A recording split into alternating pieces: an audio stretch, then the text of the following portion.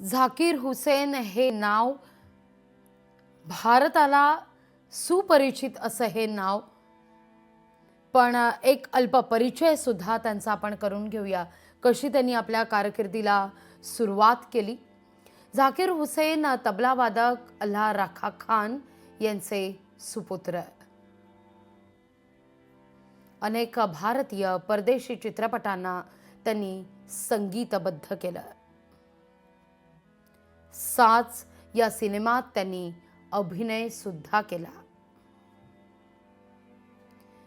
वयाच्या 7व्या वर्षापासून वादनाचे धडे त्यांनी गिरवले आणि 12व्या वर्षापासून खऱ्या अर्थानं तो नाद निनादू लागला।